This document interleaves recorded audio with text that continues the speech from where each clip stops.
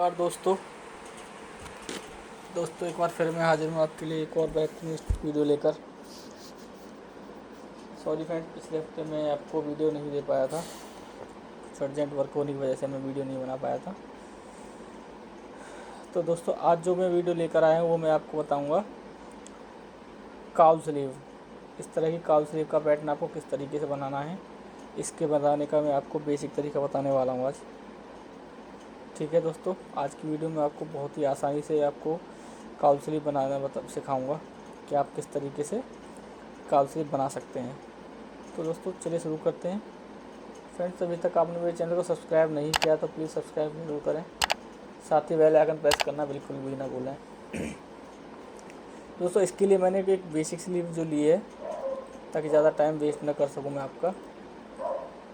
ठीक है दोस्तों, इसके लिए सबसे पहले आपको बेसिक स्लीव बना लेनी है। बेसिक स्लीव बनाना मैंने आपको ऑलरेडी वीडियो में डाल चुका हूँ उसको लेकर, तो उसका लिंक मैं डिस्क्रिप्शन में दे दूँगा। जो भी मेरे न्यू यूज़र हैं वो जाके आप विज़िट कर सकते हैं। ठीक है दोस्तों, इसके लिए सबसे पहले हमें करना क्या है, आपको ये स्लीव है, पहले आपको फिटेड एरिया आपको ये बेसिक बना देना है। उसके बाद सारा खेल इसका है, इसमें आपको कितना रखना है कितना नहीं रखना है वो सब मैं आपको बताने वाला हूँ। ठीक है दोस्तों, तो इसको मैं कॉपी कर लेता हूँ। ये हो गया। अब इसमें आपको कितनी लाइन कितनी जगह आपको, जैसे काउल कितने आ रहे हैं, 1 2 3 4 काउल, इसमें ज़्यादा नहीं है, 4 अगर डाल रहे हैं कम से कम। तो हमें करना क्या है, सबसे पहले हमें क्या करना है, यहाँ पे गाइडलाइन लेनी है और -2, ये हो गया। डेट कर लेते हैं, हाफ इंच ऊपर उठा देता हूँ उसको मैं, ये लाइन आ जाएगी। तो यहाँ पे हम ड्राफ्ट टूल लेंगे और यहाँ मैं सिंपल लाइन ड्रॉ कर दूँगा। ठीक है, ये हो गया। इसके बाद फिर -1 इंच पे एक और लाइन ड्रॉ कर देता हूँ।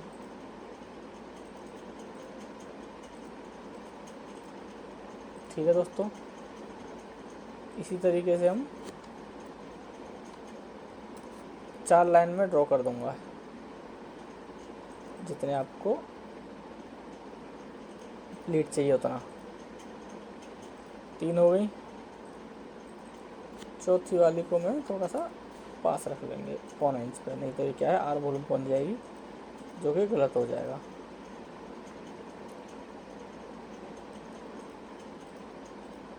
ये हो गया सिंपल।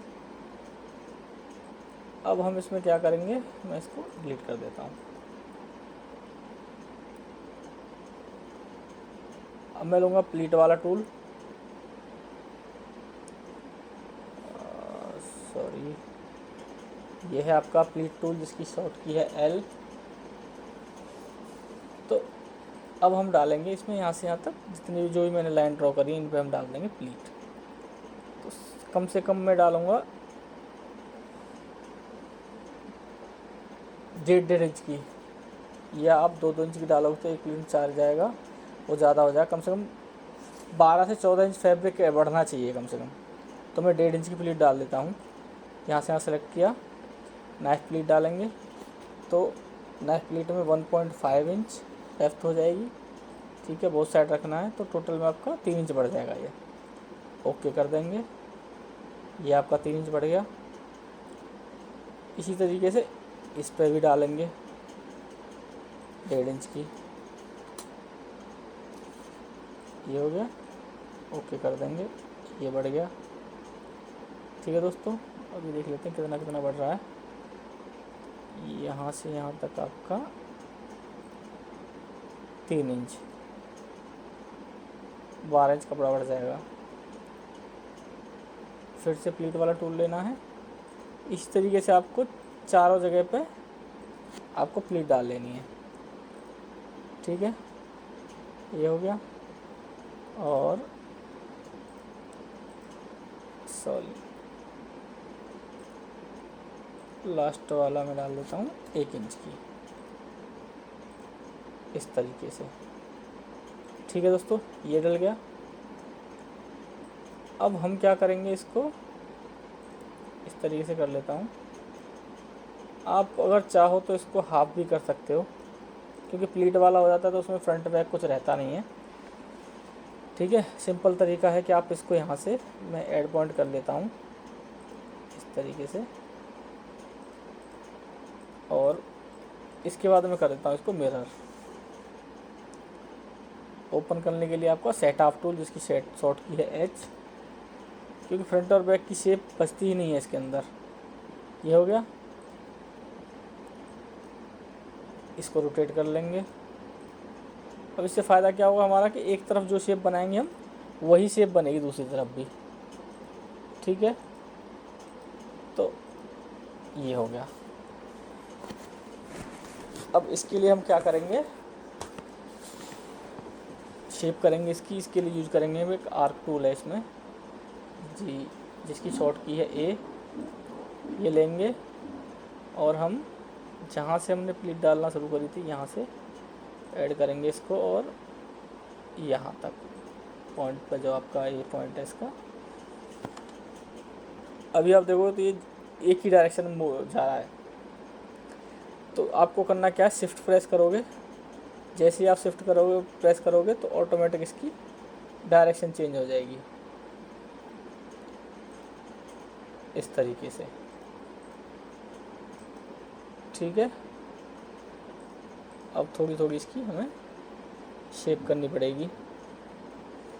सॉरी, कुछ ज़्यादा ही बन गया है इसमें, तो फ़िलहाल के लिए उस आर्क वाले को नहीं यूज़ करके मैं ये पॉइंट जो अंदर वाले सारे में डिलीट कर देता हूँ इस तरीके से। ये डिलीट हो गए, ये वाले पॉइंट को डिलीट कर देता हूँ, इसको हम कर देंगे कर्व। ठीक है दोस्तों, ये हो गया।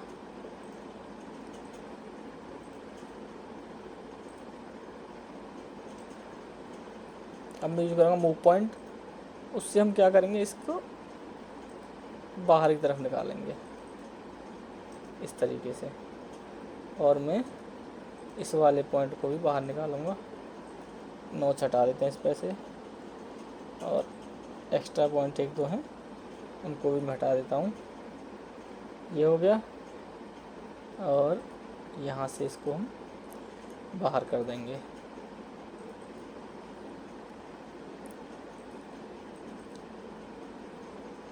इस तरीके से। ठीक है दोस्तों, कुछ इस टाइप की शेप बनेगी इसकी।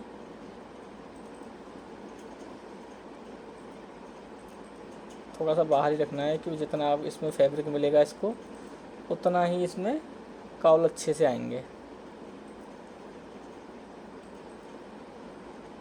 ठीक है, ये हो गया।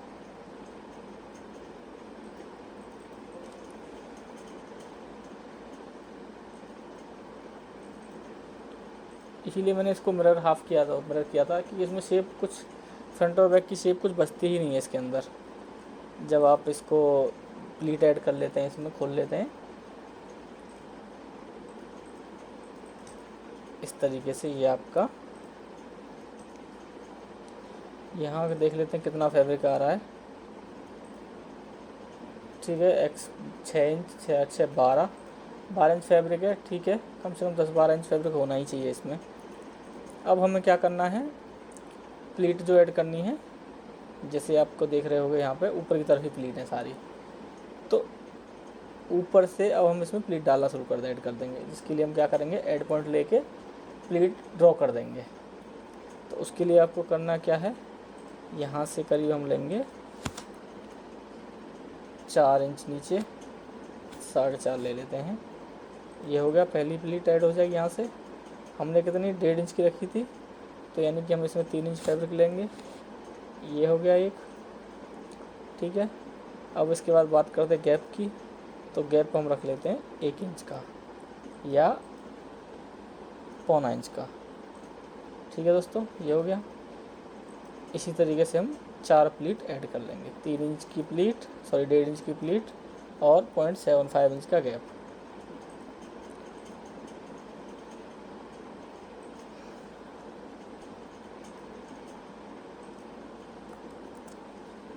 ये हो गया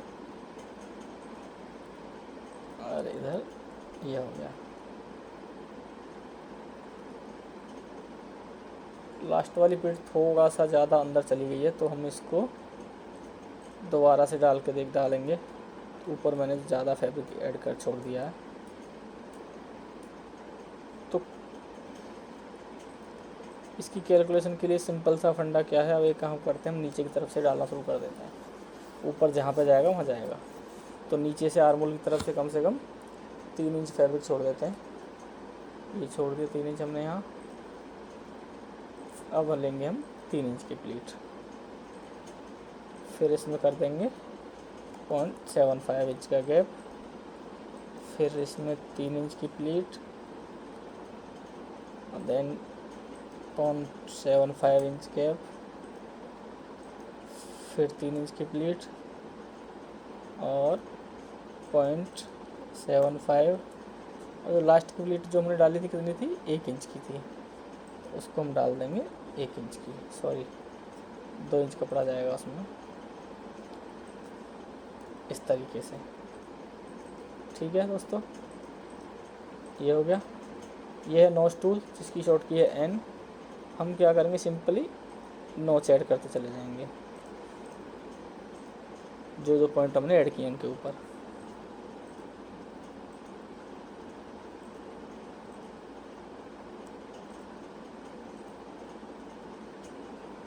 इस तरीके से ये नोच ऐड हो गए।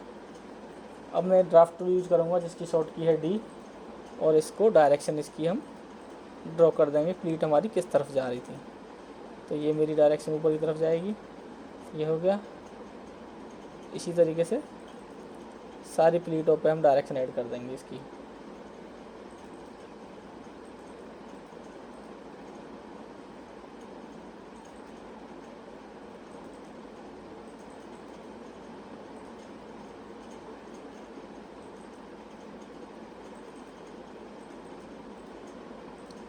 ये हो गया।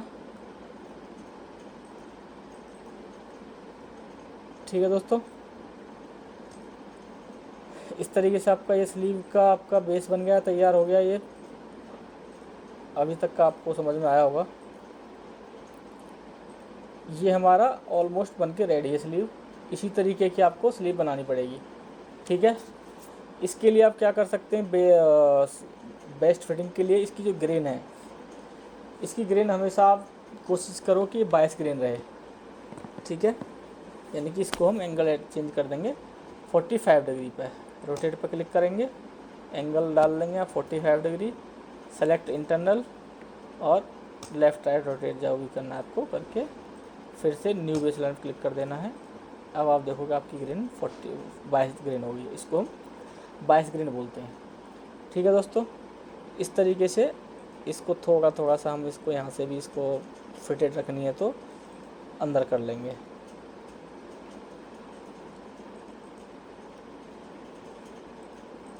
बहुत ही आसान तरीका है। इस तरीके से आपका एक ये प्लीट पॉइंट उठ के यहाँ आएगा, ये पॉइंट उठ के इधर आएगा, पौना पौन से गैप होता चला जाएगा। और जो मैं पिक्चर दिखा रहा हूँ इससे कहीं ज़्यादा अच्छी फॉल करेगी इसके अंदर। ठीक है, जब भी काल स्लीव बनाएं आप इन सब चीज़ों का विशेष ध्यान रखें। आई होप आपकी समझ में अच्छे से आया होगा। इसी तरह की इंटरेस्टिंग वीडियो देखने के लिए मेरे साथ बने रहिएगा दोस्तों।